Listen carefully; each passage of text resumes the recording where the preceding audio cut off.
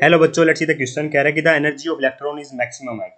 देखिए बेटा, according to Bohr atomic model हमें पता है कि total energy of electron in nth orbit कैसे निकाली जाती है। बेटा, total energy of electron in nth orbit निकाली जाती है -13.6 Z square by N square. तो हमें क्या पता चल रहा है बेटा कि जो एनर्जी है वो इनवर्सली प्रोपोर्शनल है बेटा नेगेटिव ऑफ एन स्क्वेयर की। अगर मैं स्पेसिफिकली जेड कर दूं बेटा, कोई मान लीजिए मैंने जेड की वैल्यू को फिक्स कर दी, 1 कर दी, मान लीजिए हाइड्रोजन एटम की बात करता हूं, तो कहने का मतलब क्या हो बेटा, अब एन की value negative of directly proportional है नेगेटिव ऑफ 1/n² ना।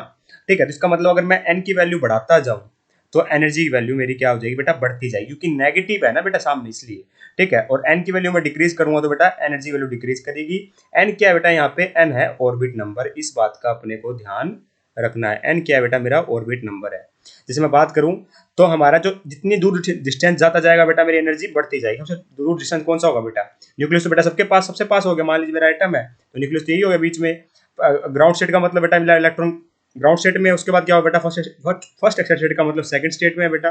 ठीक है, तो डिस्टेंस सबसे ज्यादा किसमें बेटा, इनफाइनाइट डिस्टेंस। जब मैं एन की वैल्यू इन्फिनिटी रख दूंगा, एन की वैल्यू इन्फिनिटी रखनी क्या नहीं कह रहा है बेटा, ये डिस्टेंस को इन्फिनिटी कह रहा है। ठीक है, तो जितना डिस्टेंस बढ़ाते जाएंगे बेटा हमारी एन की वैल्यू बढ़ती जाएगी, तो हमें पता ही है, क्योंकि जैसे जैसे ऑर्बिट नंबर बढ़ता है बेटा बेटा वैसे वैसे डिस्टेंस हमारा बढ़ता जाता है। हमें पता है, जैसे मान लीजिए मेरी ये फर्स्ट सेल होगी यहाँ पे, ठीक है, तो सेकंड सेल इससे दूर होगी ना, और थर्ड सेल इससे भी दूर होगी, इसलिए इतना तो आपको मेरे ख्याल से समझ आ गया होगा। इसका मतलब ऑप्शन नंबर 4 परफेक्टली करेक्ट है। I hope you understand the answer. Thank you so much.